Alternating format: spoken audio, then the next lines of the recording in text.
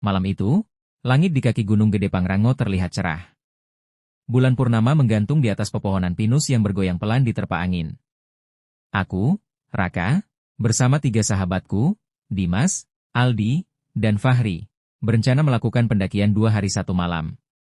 Kami berangkat dari base camp sekitar pukul 6 sore karena terlambat berkumpul. Petugas base camp sempat mengingatkan. Kalau sudah malam dan mendengar ada yang memanggil nama kalian dari dalam hutan, jangan dijawab. Kami hanya tertawa kecil. Kami menganggap itu hanya cerita untuk menakut-nakuti pendaki pemula. Perjalanan awal berjalan lancar. Suara jangkrik dan langkah kaki menemani perjalanan kami melewati jalur yang mulai gelap. Sekitar pukul 9 malam, kabut turun sangat tebal.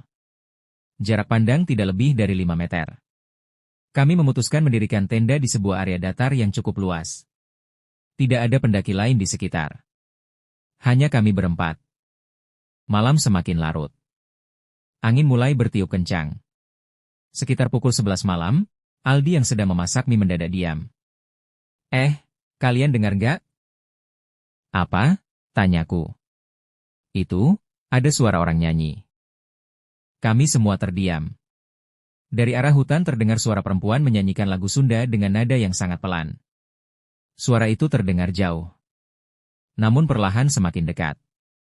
Dimas mencoba bercanda. Mungkin pendaki lain. Tetapi tidak ada cahaya senter.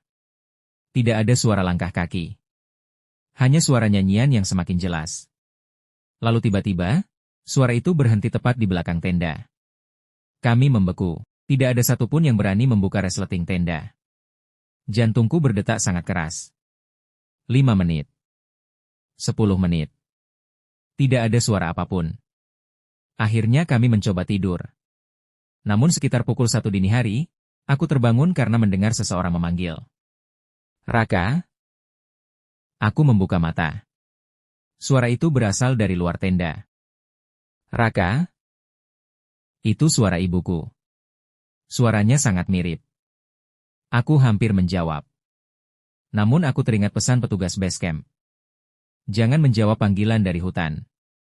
Aku menahan napas. Suara itu terus memanggil. Raka, keluar. Raka? Semakin lama semakin dekat. Seolah-olah wajah pemilik suara berada tepat di depan kain tenda. Aku memejamkan mata.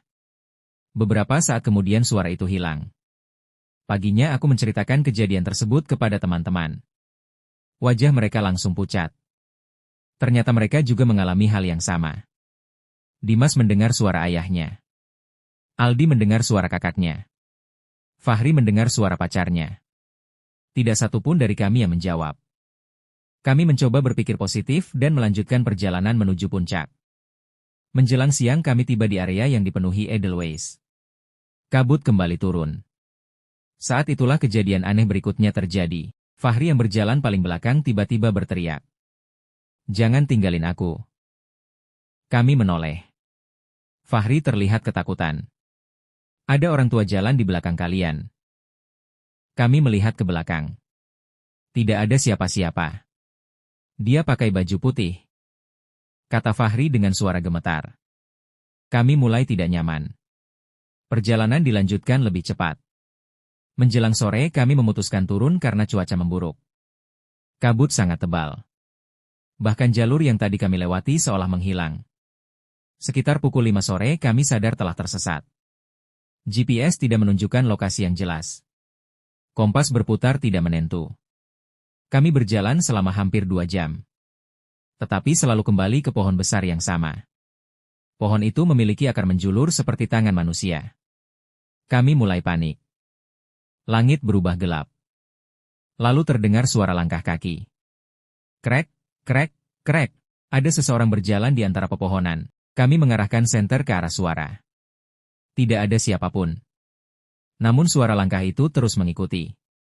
Semakin dekat. Semakin dekat. Hingga akhirnya kami melihat sosok tinggi berdiri di antara kabut. Tubuhnya kurus. Sangat tinggi. Wajahnya tidak terlihat. Hanya siluet hitam. Kami semua terdiam. Sosok itu berdiri tanpa bergerak. Kemudian perlahan mengangkat tangannya. menunjuk ke arah kanan. Tidak ada yang berani berbicara. Entah mengapa kami mengikuti arah yang ditunjukkan sosok itu.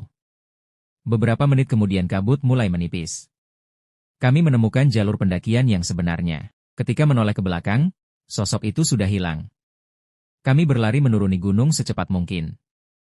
Malam tiba sebelum kami mencapai pos. Saat melewati sebuah tikungan, Aldi yang berada paling depan tiba-tiba jatuh. Saat kami membantunya berdiri, wajah Aldi berubah pucat. Jangan lihat ke atas. Kami otomatis menoleh.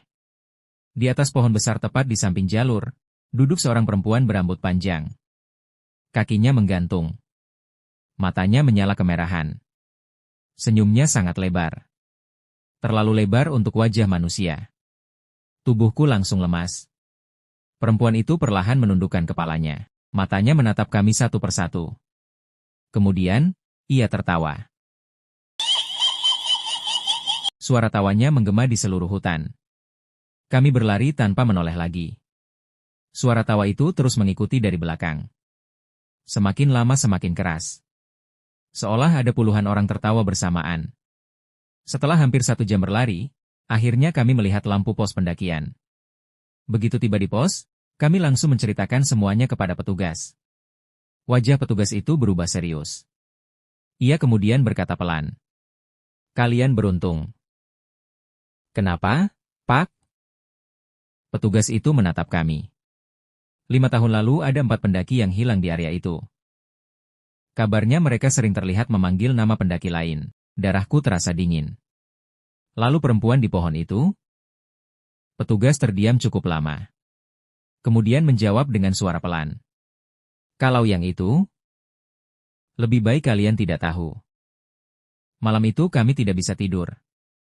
Namun yang paling mengerikan terjadi ketika kami memeriksa foto-foto pendakian. Dalam salah satu foto yang diambil siang hari, terlihat kami berempat sedang berdiri di jalur. Tetapi di belakang kami, ada sosok kelima.